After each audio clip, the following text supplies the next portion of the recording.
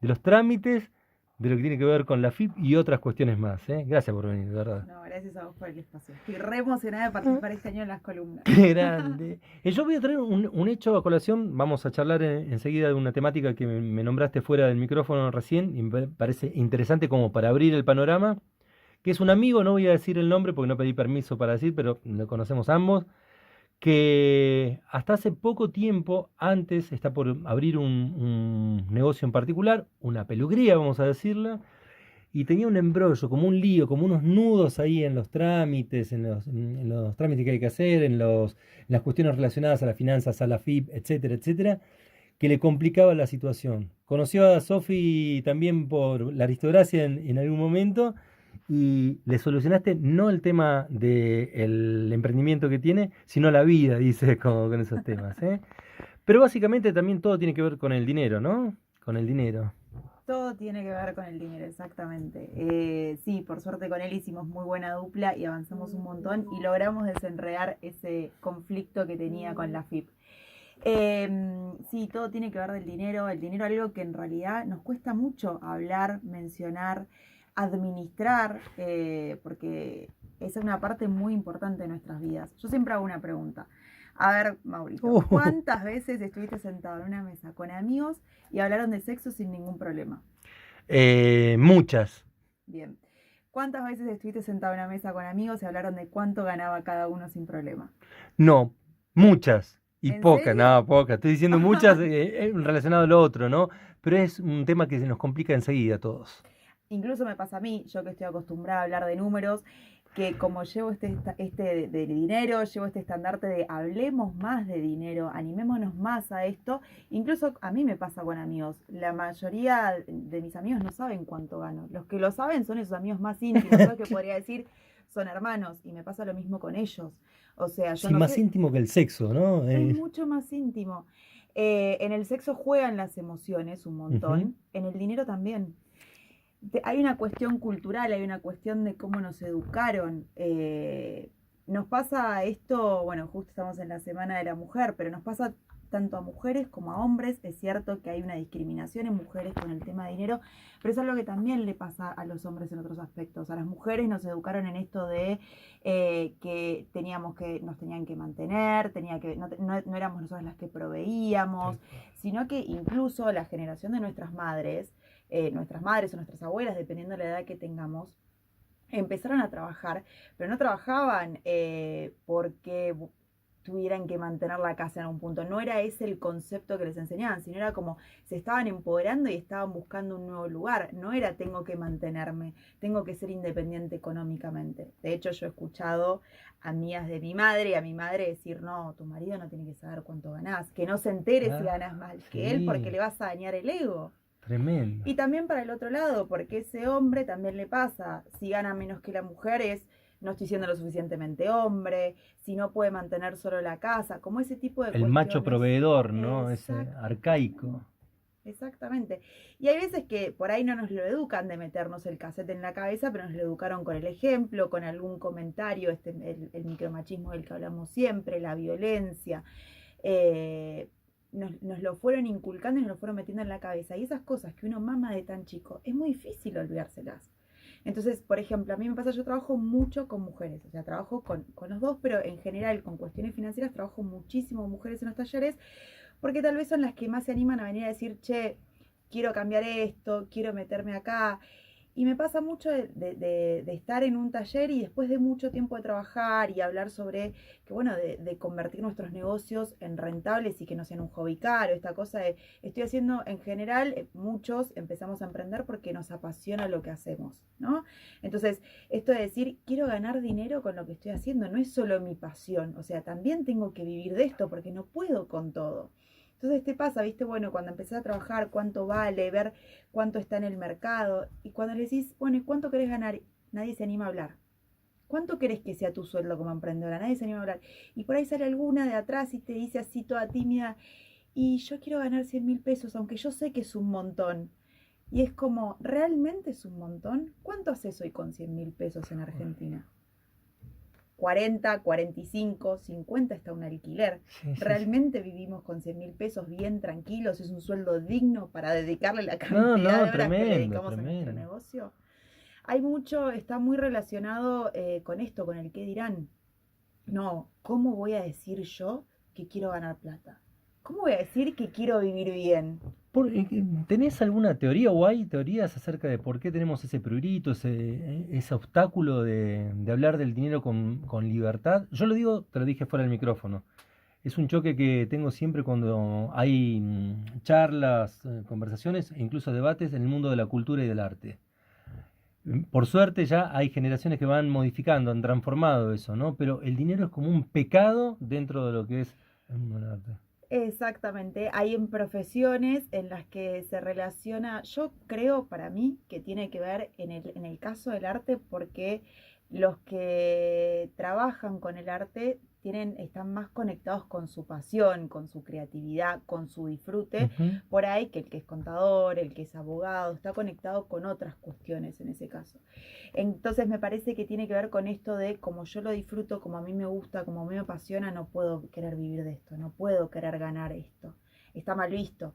Para mí el problema, y está con todas las profesiones, el problema está justamente en eso, que te van educando y te van diciendo, no, no, no, ¿cómo vas a decir que te encantaría ganar una fortuna por mes? ¿Cómo vas a decir eso? Está mal visto.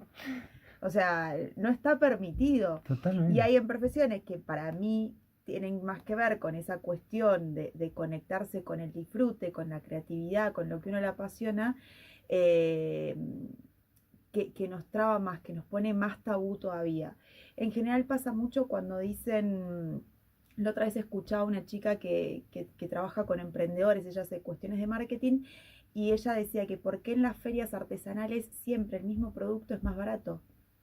Porque en general está como pensado que el que va ahí lo hace por disfrute. Y no, es su medio de trabajo, El tiene que sustento de vivir vida. de eso. Ujú. De eso tiene que vivir, de eso se tiene que mantener esa persona. Si tiene una familia, tiene que mantener a su familia. ¿Por qué si compras ese producto en una feria artesanal tiene que ser más económico que si lo compras en un shopping? Totalmente. Y a veces es el mismo producto, El ¿eh? mismo, igual. O sea, por ahí no el mismo, pero el mismo estilo por lo Exacto, menos. sí.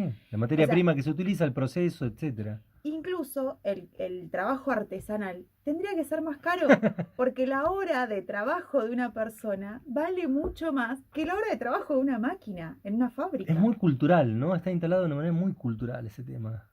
Para mí es, por eso digo, es el dinero y el sexo y en un montón de cosas que se relacionan en este sentido, ¿no? Desde el tabú, incluso cuando hablamos de un tabú, es todavía peor.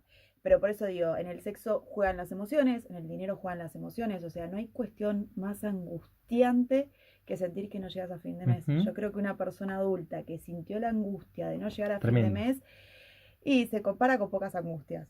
Por ahí es la de tener un hijo enfermo, con algo de eso, pero no va a ser la angustia de, no sé, se me rompió tal cosa.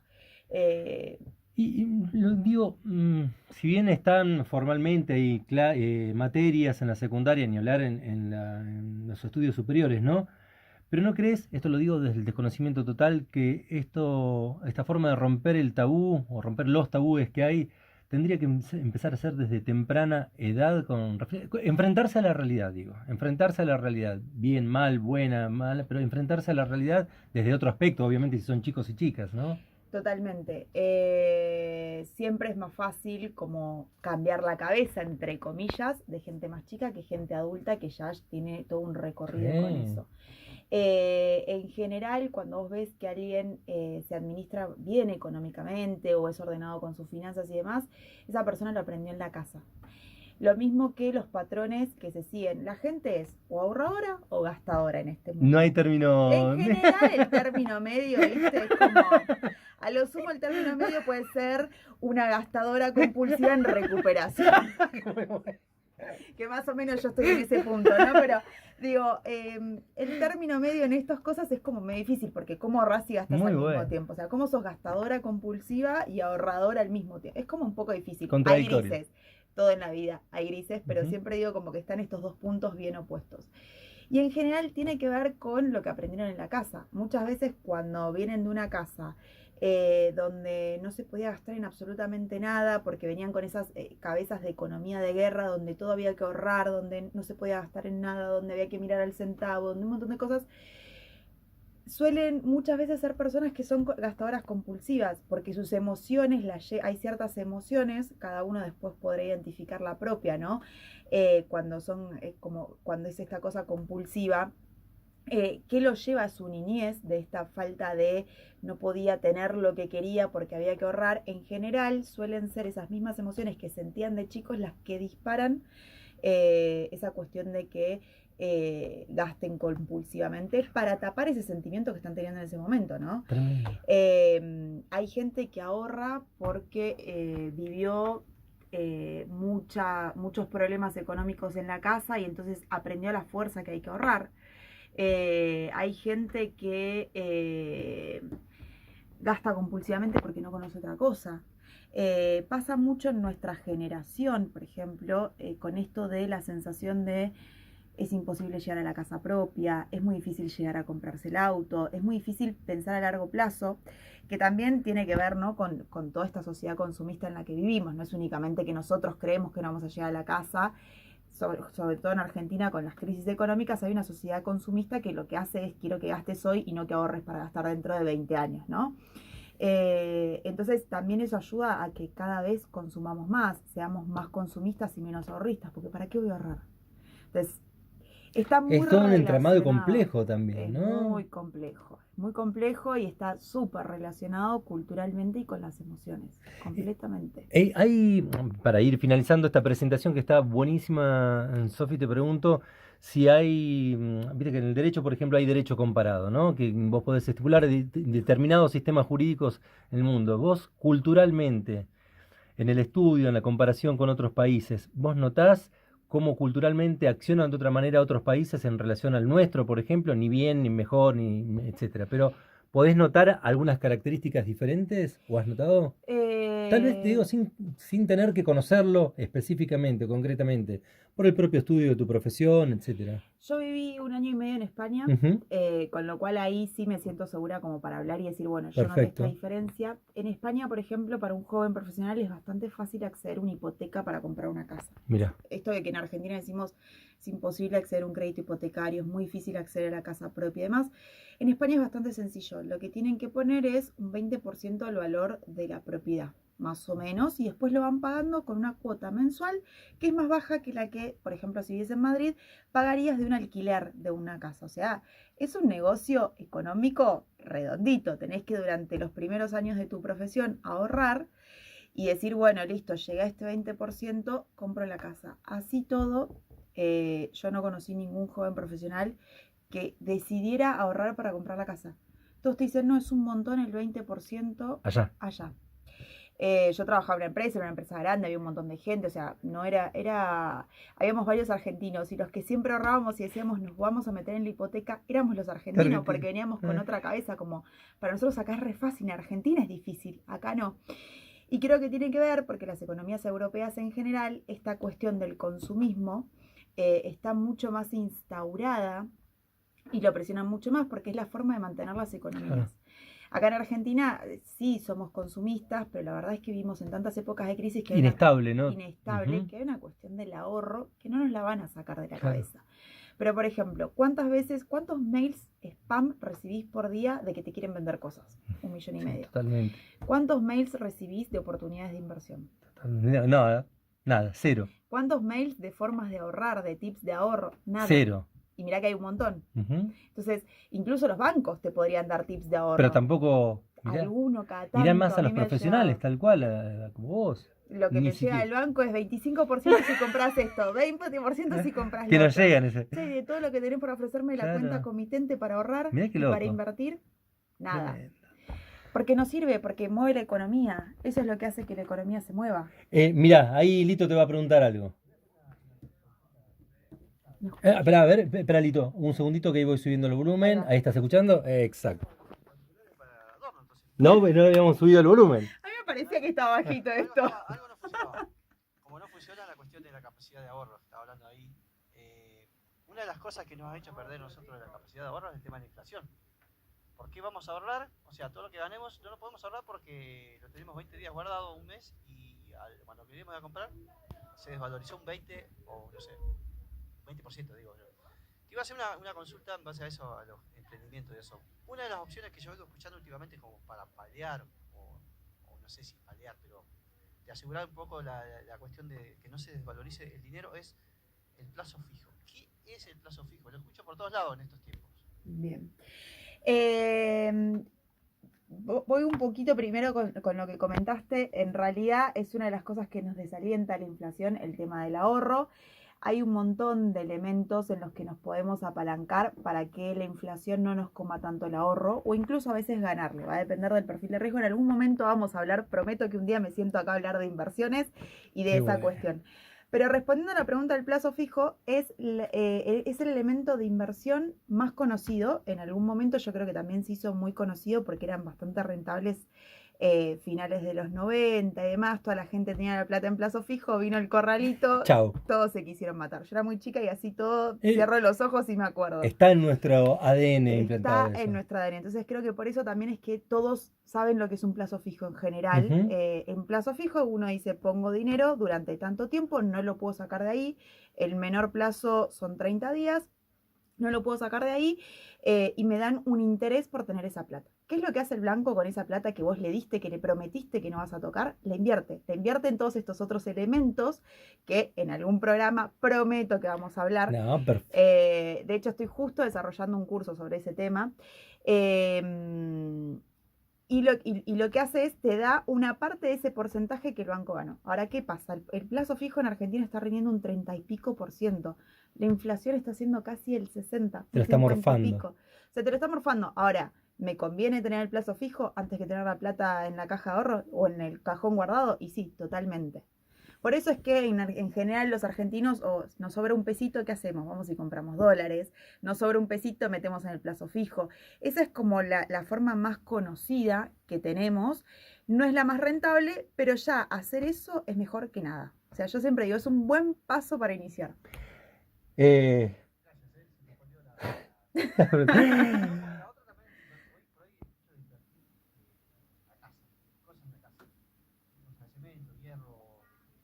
ladrillos, como suelen decir. Acopio de materiales, exactamente.